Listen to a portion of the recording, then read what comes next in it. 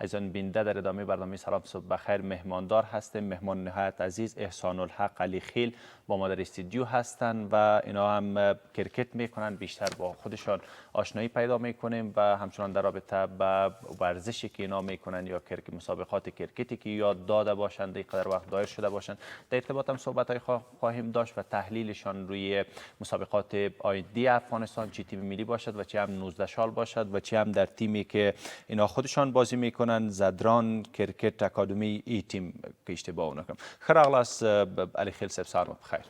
بسم الله الرحمن الرحیم. مننه په پایل کې سلامونه تاسو ته د ملي تلویزیون ټولو لیدونکو ته او هیله لرم چې ښه سهار مو پیل کړی. مننه، سلامت اوسئ، کور مو ودان. ښه، تاسې د خپل د تجربیاتو په نظر کې نیول راځي اول به ستاسو د خپل شخصي کرکټ په تړاو باندې چې په کوم ټیمو کوم کرکټ کړی ده او بیټمین راستئ په کومه دنده بیا په کرکټ کې تاسو لرئ؟ ما خو 15 کاله کېږي رسمي کرکټ د افغانستان په 17-16 کرکټ مې کړی ده او د دلنشین رمضان T20 ټراپیک کې مې هم هلته مې لوبه کړې دلنشین کرکټ ټیم سره او په خپله بیټینګ کومه ټاپ آرډر په اوپننګ کې بالینګ هم کوم سپین خو سپین داسې پارټ ټایم کوم په اصل کې بیا توپ وهونکی ښه اصلا کې بیا تاسو توپ وهونکی هستید. مسابقې مو د افغانستان په سطح باندې برگزار شوي که نه بیا د آسیا په سطح باندې او یا هم د نور هیوادونو سره تاسو؟ نه متاسفانه تر اوسه خو آسیا په سطح د نورو هیوادونو په سطح هم لوبې کړي چې بس نو د یوازې د ولایاتو په سطح او کابل کې چې کوم لوبې کېږي دغه په سطح باندې.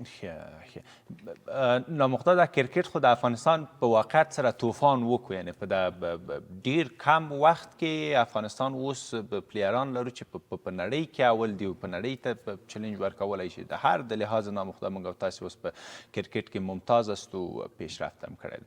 د دغې د بریاګانو پرله پسې بریاګانو علت تاسو په څه شي کې بولئ؟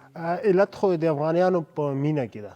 افغانان کرکټ سره ډیره مینه کوي، ښه محنت کوي، خواري کوي. هماغه ده چې الله پاک یو ښه ثمره ورته ورکړه. فول ممبرشیپ په ډیر کم وخت کې او یو ډیر ښه ټاپ ټیم، یو ښه چې بالران په ټول دنیا کې ښه سپینران دوی خپله ښه محنت کوي هغه لپاره چې خدای پاک ښه ثمره ورته ورکړي.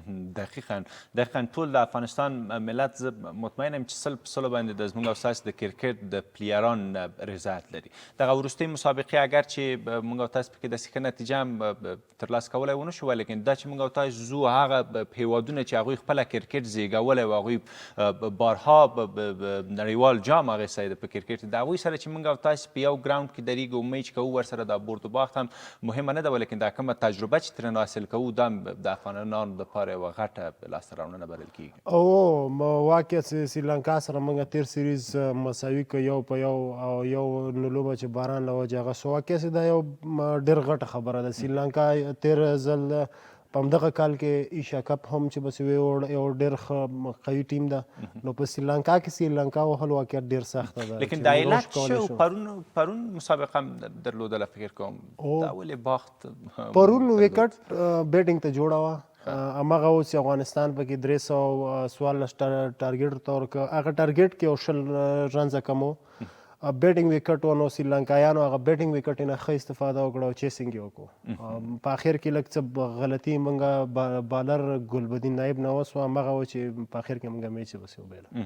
ولیکن ګلبدین نایب باندې به زما ټول افغانان په قاره مه اوسېږي، در حال چې هغه هم یو تکړه پلیر ده چې زموږ ستاسو ملي ټیم کې ده او زموږ ستاسو افتخار ده. دا په برد و باخت راځي په دغه مسایلو کې ځینې وخت داسې د هېڅ چا نه ده چې توقع نه کېږي، هغه طوفان کوي درته په دې میدان کې چې بیټ واخلي چې ودرېږي بیا درته سریز او 50 هم وخی ترېنه وځي. ښه وخت هم زموږ او ستاسو لږ محدود راځي. د خپلو پلانونو په تړاو باندې راته ووایئ چې تاسو په آینده کې څه پلان لرئ چې انشاءالله د څه وخت به د دې شاهدان واوسېږو چې تاسو په ملي ټیم کې وګورو؟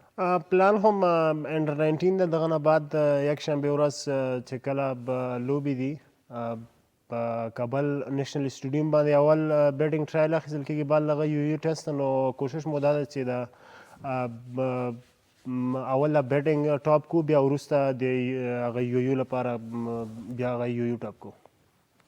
سلامت سیگی کور مودان احسان الحق علی خیل چې زموږ برنه مو ومنله ستاسې موافقت نور هم غواړو خدای پاک دې تاسو ته لا بریاګانې پرله پسې در په نصیب کړي او په لنډو ټکو کې پیام لري مهرباني وکړي.